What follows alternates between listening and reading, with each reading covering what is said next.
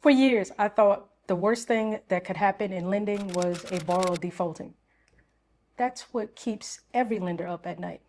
You fund a deal, the borrower stops paying, and now you're stuck. Your money's locked up, you're calling attorneys, you're waiting on a judge, and meanwhile, you're still paying your investors. Well, it happened. A borrower stopped paying. In fact, he disappeared to Honduras, abandoned the project, and 45 days later, we owned both of his properties.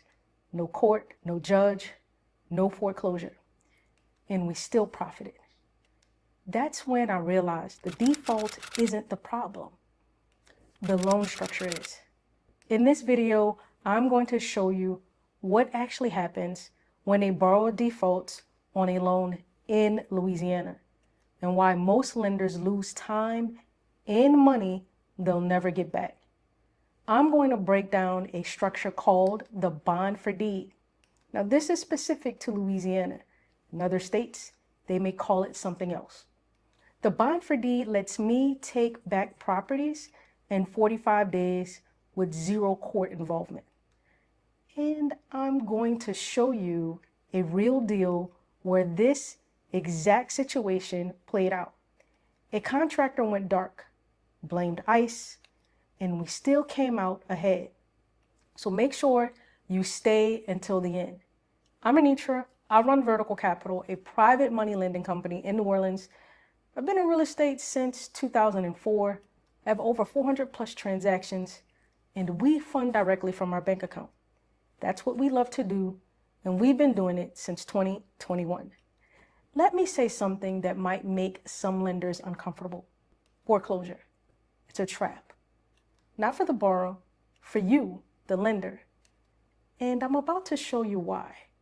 When a borrower stops paying, there are really only 3 options that you can take. Now look, depending on which state you're lending in, there may be more, but for now, I'm just going to concentrate on these 3. How you structured the deal before you ever funded it will determine which direction you go. Here's option number 1, which is the traditional lien. This is how most lenders operate. You fund the deal, the borrower holds title, you put a lien on the property. If they default, you file a foreclosure. In Louisiana, that's called executory proceedings. You're going to court, you're waiting on a judge, and the whole time your money is tied up. Your investors are waiting.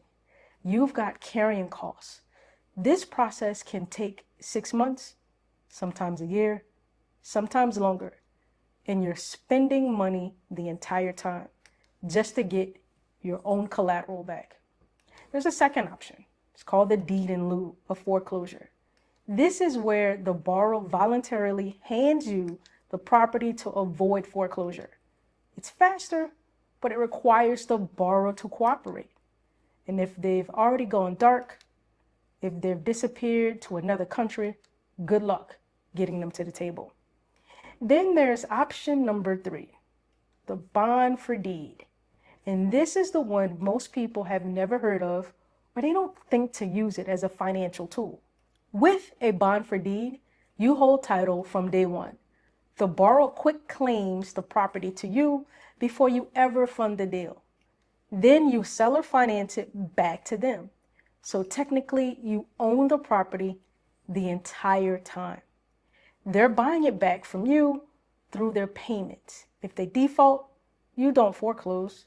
You just simply cancel the bond for deed. In Louisiana, you give notice. The borrower has 45 days to pay you in full. If they don't, you record the cancellation on day 46. The property is yours. No court, no judge, just 45 days. Now tell me which one you'd rather have when a borrower goes dark. If you're getting something from this video, hit subscribe. It helps this video reach more people. Let me show you what it actually looks like when it plays out in real life, because this is the exact same thing that happened to me in Elridge. So last year, we had a contractor come to us about building a new construction on a lot he already owned. After talking to the contractor and going over the details of the new construction project, It turns out he was low on cash to close. He said he can get the insurance to cover the building and some of the closing costs, but not our points and fees. And he would need help with getting the project started. So basically, in a nutshell, he was asking for 100% financing and an advance draw. I immediately said, hey, let me get back to you.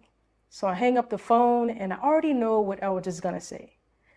Do he have any free and clear property he could put up as collateral? So here's the deal. It's a 4-bedroom, 3-bath, new construction, 2,161 square feet, and the construction budget was about $330,000. The after repair value is about $500,000, and the contractor had a second property free and clear, worth about $100,000. It was a fixer-upper that he would put up as additional collateral. So the combined collateral was $600,000 against a loan of $341,000, which included our points and fees. That's 57% loan to value. The numbers worked. But this was 100% financing with an advance draw on a new construction. At any given point during the build, we would have more money out than the property was worth in its current condition. So we used the bond for deed on both properties. He quit claimed both of them to us. So there was one loan and 2 properties.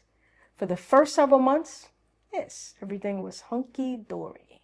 The contractor was building, payments were coming in, the project was moving smoothly. He got the house to about 85% complete. I mean, it looked really good for that condition. And then he went dark. No calls, no return calls, no updates, no payments, no returned emails. The job just stopped. Turns out he has a second home in Honduras. He was going back and forth, spending more and more time there. And eventually, he just stopped communicating altogether. For months, we couldn't reach him. He paid for 11 months total. But on the 12th, he didn't pay. So we paid our investors that month. That's what we do at Vertical Capital. Now he finally did surface. He tried to blame ICE. I called foul on that. ICE was not even in New Orleans during the better part of the construction. And he stopped the project months before ICE was even deployed. So that excuse was a no-go for us. For 3 months out of 12, the job was abandoned. And he had stopped communicating entirely. So we canceled the bond for deed. We gave him notice, and on day 46, the cancellation was recorded. Both properties were ours. Remember what I said at the top? Option number 1, we could have did a traditional lien. I'd still be in court right now. So now we have 2 properties. That second property he put up as collateral, we've already sold it. After closing costs, back taxes, realty fees, and what we owe our investors on that side of the deal, we pocketed about $40,000 off that one sale alone. And remember, over those 11 months, we've already collected almost $52,000, which includes our points, fees, and interest. Now the house, the 4-bedroom, 3-bath, new construction, well, we're putting it on the market really soon for $385,000. So when it's all said and done, our investors will receive their principal back. And that's the bond for deed. That one decision is the difference between me telling you a kind of a good story right now and me telling you a nightmare. I want you to think about something. If you're lending money, or if you're thinking about lending money, what would happen if your borrower stopped paying tomorrow? Would you know how long it would take you to get that property back? Do you know how much it would cost you in legal fees? Do you even know what structure your loan is in? Most lenders don't think about this until it's too late. I almost didn't. I knew something felt off about this deal because I bent my own rules. But the one thing I didn't bend was the structure. And that's what saved us. This is the part nobody talks about. Everybody wants to show you the deals that go right. And I've got those videos too. But this video right here, this is the one that shows you what happens when a borrower doesn't hold up their end of the bargain. The question isn't if this is going to happen, it's when. And when it does, the only thing standing between you and a loss is how you structured the loan. If you want to learn how we structure deals like this, bond for deed, the 3 C's we use, how we protect our investors' capital, even when things go left, then join the Vertical Capital Bankers community. I'm Anitra with Vertical Capital, and I can't wait to see you on the inside.